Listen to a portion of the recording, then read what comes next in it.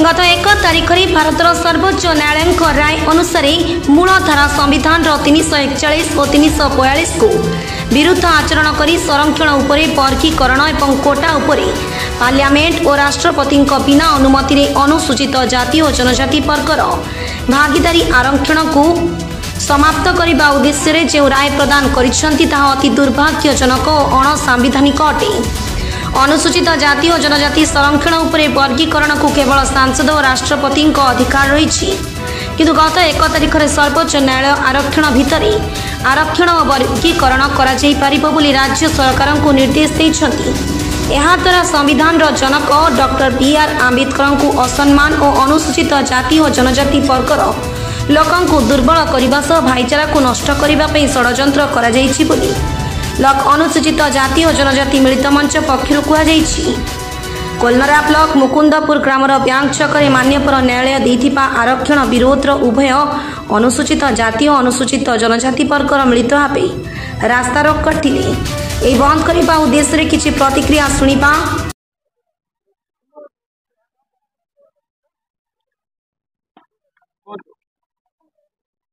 आज जो स्ट्राइक होती भारत बंद आंदोलन माननीय सुप्रीम कोर्ट जो राय देते अगस्ट 1, 2024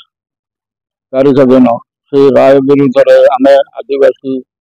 और दलित समाज मिसिक स्ट्राइक आंदोलन को आम समर्थन करुँ। आगामी दिन में उठब ना प्रत्याहार कर माननीय सुप्रीम कोर्ट बोले भविष्य आहरी आमर जीवन गले जीव पछे सीना राय विरुद्ध आम आंदोलन कर छाड़बू ना। आमर जो आमर जो रिजर्वेशन थिला तार जे चाकरी पाई तार पिला माने सामिल हो पार ना कोठारे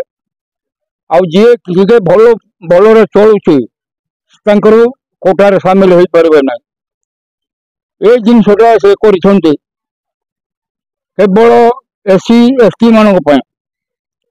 हाँ जिते ब्राह्मण समाज आईएएस ओएएस अफिसर आईपीएस अच्छा ना खाली एससी एसटी माने ये अन्याय कले कि विरोध में आम आज रोचु यहाँ जदि प्रत्याहार हम ना भविष्य आहुरी तीव्र आंदोलन करने को प्रस्तुत अच्छे आम। हाँ आज आंदोलन अगस्ट 1 तारिख रे माननीय सुप्रीम कोर्ट जो राय देथिला से राय रे आमर एससी समाज संविधान रो धारा 341 एवं एसटी समान संविधान रो धारा 342 रे अनुसार जो संरक्षण पाउथिले ताकू माननीय सुप्रीम कोर्ट विरोध करिछि। आउ जो विरोध करिछि सेटा भी तार स्व इच्छा रे विरोध करिछि। अंततः पार्लियामेंट रो विचार नहीं कि राष्ट्रपति मत भी नहीं तो तार स्व इच्छा रे सुप्रीम कोर्ट विचार करछि आउ आईन विरोध कार्य करिछि संविधान विरोध कार्य करिछि। एथिपई आमे आज रास्ता उपरे आंदोलन करूँ। ए जगह एससी एसटी समाज रो संख्या गरिष्ठता बेसी अच्छे तो सुप्रीम कोर्ट यही जिनस को यही संविधान विरोध कार्य को प्रत्याहार करने को से बाध्य हम जदि न कर तो सरकार भी ताको प्रेशर कर बाध्य कर तो एति भी न करले आमे पुणी ए जगह आमे चुप ही रहा दल ना आमे डमकंत भारत देश ये देशर मूल निवासी आमे आज माने साइलेंस स्वाभिमान भावे आमे शांतिपूर्ण भावे आंदोलन जारी करूँ। आमे एटा सफल हम बोली आमे निश्चित भावे आशा रखीछु।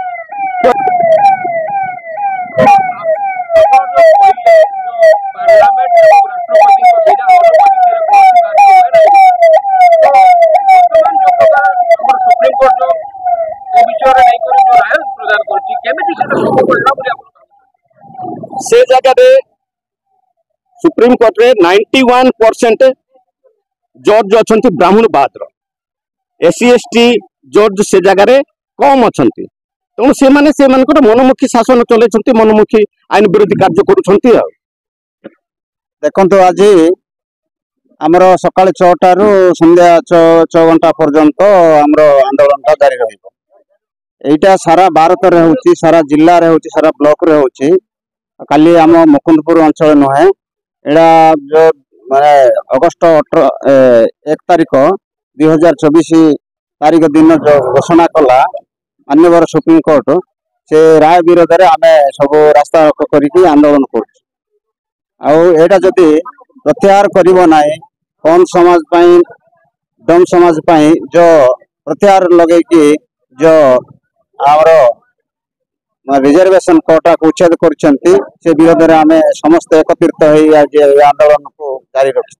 जदि आगामी दिन में जदि एटा को प्रत्याहार जदि करा जीवो नाही हजार हजार संख्या रे आम सब राजरास्ता को ले आम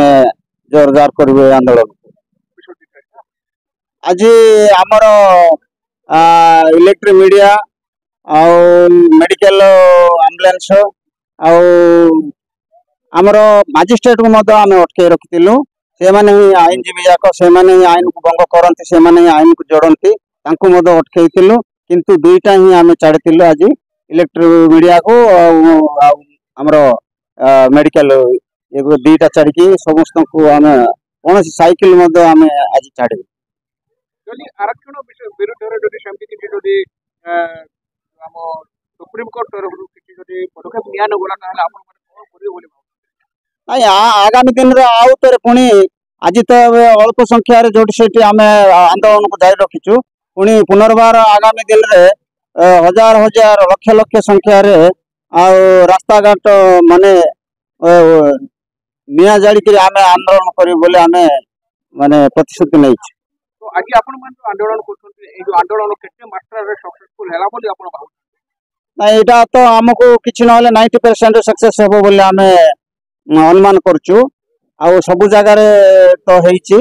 आ एबे पर्यंत केते दूर कोन हेछि न हबो सेटा तो आम वर्तमान आम कहि परिबो नै आ निश्चय हबो बोली आम अनुमान करछु। जदि माननीय सुप्रीम कोर्ट ए प्रतिवाद को फेरस्त न निए तेबे आगामी दिन में आंदोलन तीव्रतर हेबा समाज चेतावनी देछि।